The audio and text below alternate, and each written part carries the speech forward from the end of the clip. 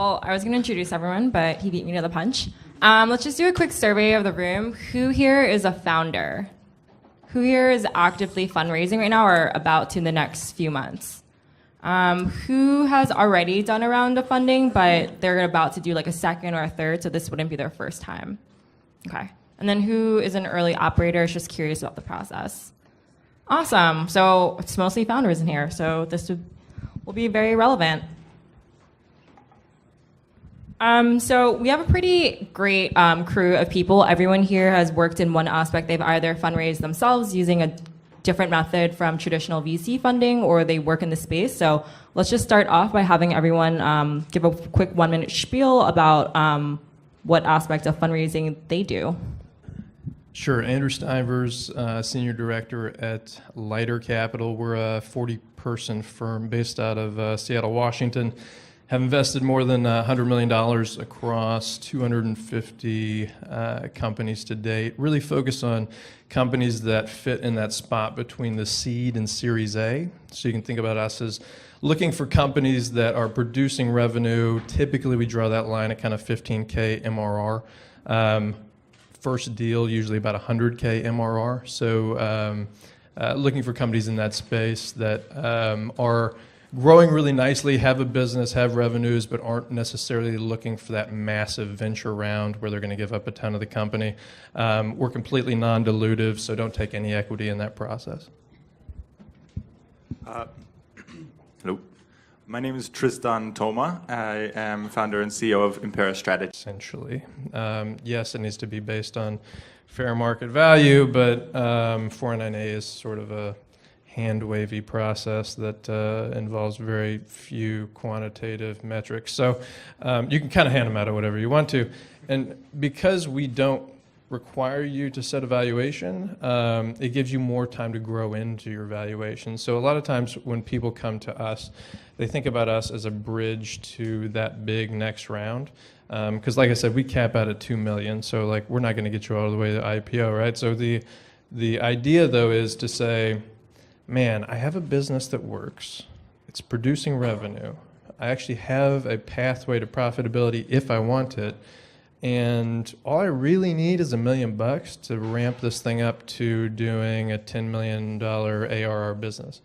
And so you come to us, you say, that's what we'd like to do. And then you can ramp it up over that time and then raise your next round at whatever valuation, you've got all the leverage, that kind of thing.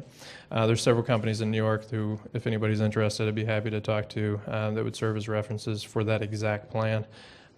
We just got bought out of one this week that NEA invested in. And so, you know, that's a path, and I think debt is underrated as a part of the capital formation for startups. That said, you know, valuation is kind of an open question. I mean, you don't want to pass up on your best deals based on kind of a close call in valuation. You're much better off partnering with the right person that's going to provide you more channels. I mean, I'm much more of a hands-off investor. So once the money is funded, yes, I'm absolutely available. You have my cell phone. Let's chat anytime you want if you want to talk. But like my day-to-day, we've got 180 portfolio companies. My day-to-day is not spent on sort of opening up channels. Finding the right partner in those situations is incredibly important. So if you're taking a slight haircut on valuation, take it. Like it doesn't matter. Like the thing you're shooting for is so much bigger than that, that I would just advise you to say, is this the partner that I want to be with for the next 5 years versus is this the partner that's giving me the best deal in the next 5 minutes?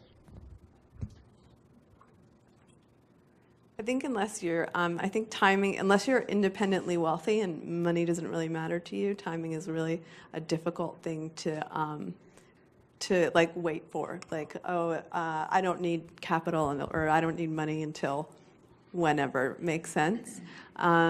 So I think that timing is important. For example, you don't want to be fundraising in August when everyone's on vacation, or just like different tips like that.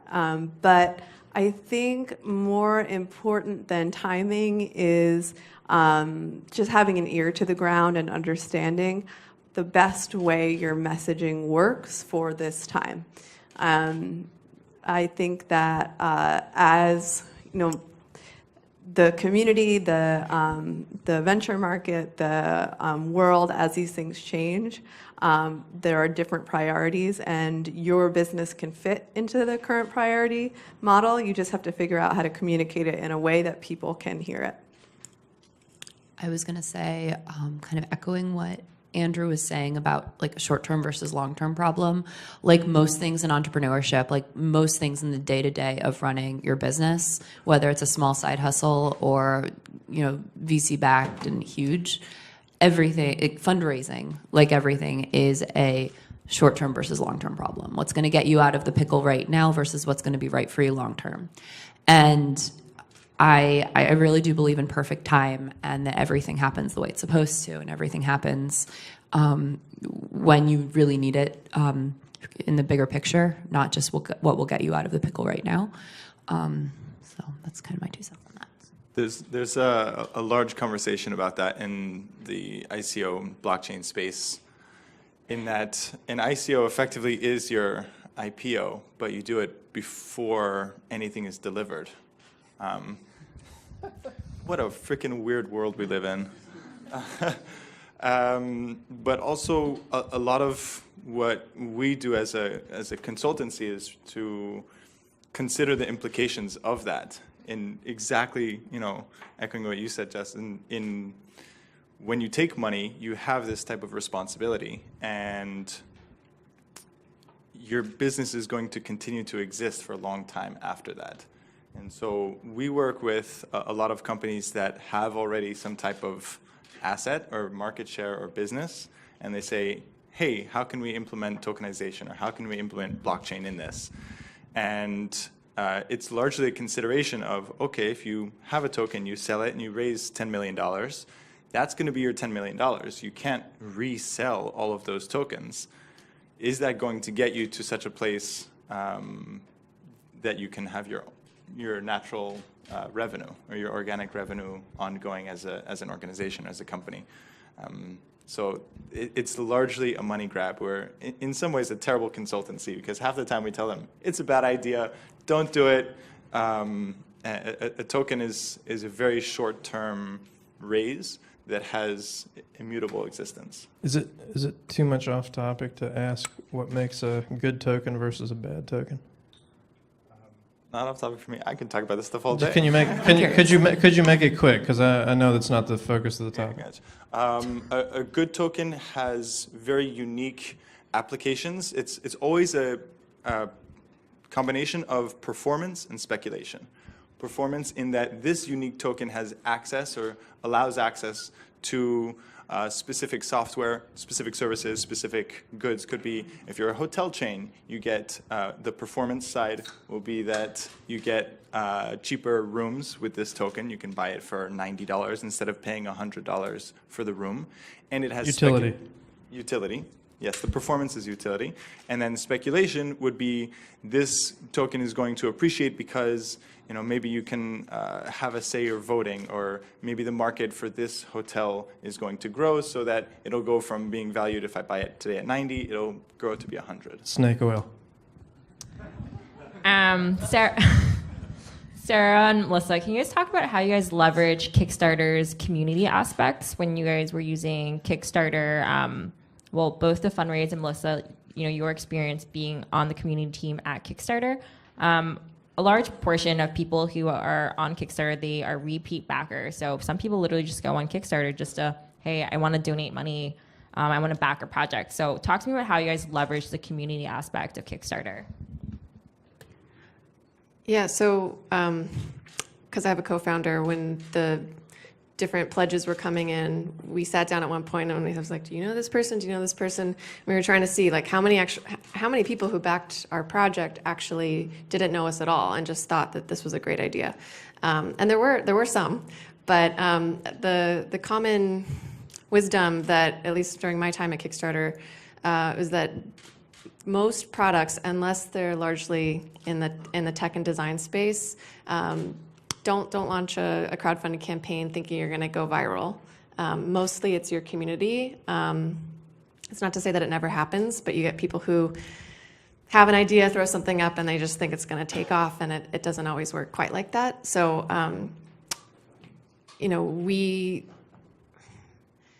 we are a community space, so it just made sense to reach out to everybody that we know, and arguably, like, we had strong networks to begin with, or else it'd be pretty uphill battle for creating a community space. But I do think, yeah, kind of you mentioning these viral products. I don't know if I'd call them a community at that point. Then they're just a lot of backers that want your product. So the one classic example, did anyone hear about the Coolest Cooler project? It was like the Swiss Army knife of like coolers you could take to the beach that like had a margarita maker on it and like a thing to plug in your phone. They actually were interesting because their first project failed. And then their second project was like the most, like, millions of dollars, like, highest funded project on Kickstarter. And if you even compare the different project pages, it's interesting, to Sarah's point about communication, maybe what changed, or even the timing. But they got a lot of hell from their backers when their product launched on Amazon and were shipping to people on Amazon before the actual Kickstarter backers. And so, I don't know, maybe the Coolest Cooler people themselves had a subset of backers that are their community, that do care about them as people. But when you're that big, community for me is a term that can be kind of like stretched. And it's really, people are starting to think of themselves as your customers and have different expectations. Yes. So for us on the community side of things, it's funny. So we found out that 30% of our pledges came from Kickstarter.com. So 30% of people that committed to our project found us through the website.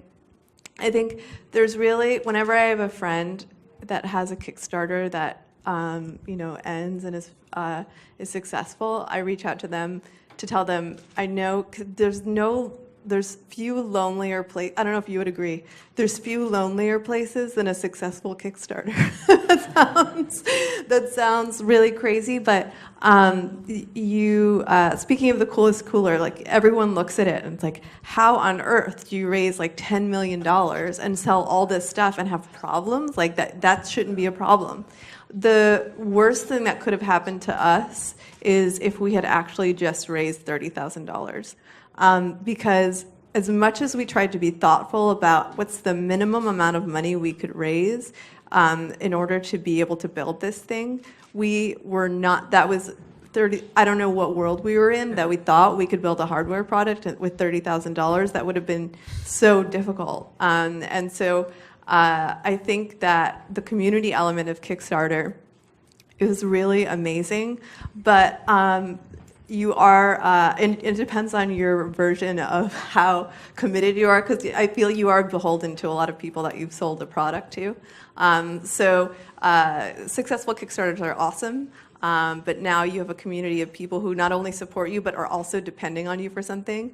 I hear you. So our shipping was like 4 months late, which is, I mean, in Kickstarter world, not late, really. But you want to talk about ruining Christmases. We ruined like 10-year-old birthday parties. My 10-year-old is having a terrible birthday because of you. And I was like, oh my God, I just want to die. This is horrible. I can't help but take personally. Yeah, and I felt terrible. Like, yeah, for all the 10-year-olds, we're so sorry. But yeah, community part is both awesome and also something that's very, I don't want to call it a burden at all, but just a community of people that now depend on you that, your success depends on. Part of what motivates you and keeps the fire going, like when people tell you that they're waiting for it and they love it so much and they're so excited about it. I mean, nothing else keeps that fire in your belly lit like that kind of feedback. we need to wrap up. So I just want to end with everyone giving a quick tip on, now that you guys have raised money for your companies. Well, you're about to, but you almost did. And you two having experience on the investment side. Now that you have a little bit more experience, what is one piece of advice that you give to someone who is looking to raise money that isn't obvious, that people don't really talk about in public much? Yeah, absolutely. So I regularly talk to folks who have some of the most disgusting financials that I've ever seen. And even at an early stage, it's not that hard to find an outsourced, like a Nomad Financial is a good example. I'm giving them props, even though they're probably not even here. But there's a lot of other groups like that, and if you talk to me after the panel, I'd be more than happy to give you some other names. Getting your QuickBooks in order ahead of time is a huge, huge advantage. I cannot tell you how many deals that we kill based strictly on the fact that the founder, whose business it is not to be in the books every day, can't answer why these line items line up this way and why this money doesn't quite check out. It's not that they're dishonest or anything else. It's just that they need to know the ins and outs of the books. And so my honest opinion is that as early on as you can afford it, get some sort of an outsourced CFO or outsourced bookkeeping organization that can get that in order. And that way, when you're ready to go in, not only are you ready to get funded, you have a huge advantage against all those other people I'm seeing who have horrible books. So again, I'm happy to give you 8 different references if you talk to me afterwards, but that would be my number one tip for early stage companies looking to raise money. Mine would be from blockchain and crypto side. If you can do your project with a regular database, don't try to blockchain it. You don't blockchain stuff and then be successful. If you think that it's applicable, come talk to me. Happy to give you feedback. I think talk to people that have done it before. I think that was one of the best things that we did. If you're thinking of doing Kickstarter, my email is sarah@jewelbots.com. Feel free to reach out. 2 things: know your boundaries and know your worth. I felt like, as being in the women's empowerment space, there were a lot of conversations around women asking for equal, wage and this or that, and it crept up on me at one point where I realized we were. Because of the mission of New Women's Space, we kind of kept giving things away for free. And that could be masked in the spirit of generosity, or that could also be me not knowing what services that we're providing are worth. And so that's where the boundaries come in, of knowing what's the lowest you can go and where do you cut off? I had something I wanted to say and it just left my brain. So I'm going to go with really know your why and be completely obsessed with what you're doing, because if you aren't, how can you convince someone else to care about it? And if you're working on a startup, it has to be your sole focus, your sole priority. You guys already know, if you're founders, that you're thinking about your company from the second you open your eyes in the morning until you close them at night, and you dream about it too. So it's completely 24/7, but it's all for living a few years of your life like nobody else will, so you can live the rest of your life like no one else can. It's really worth it. Thanks. That's why we're all here, right? Because we care about taking a risk that no one else will. But I think it's really important when you're fundraising or when you're running a business to just care more. I had some other advice too. It wasn't as good. All right, let's give a hand for our panelists.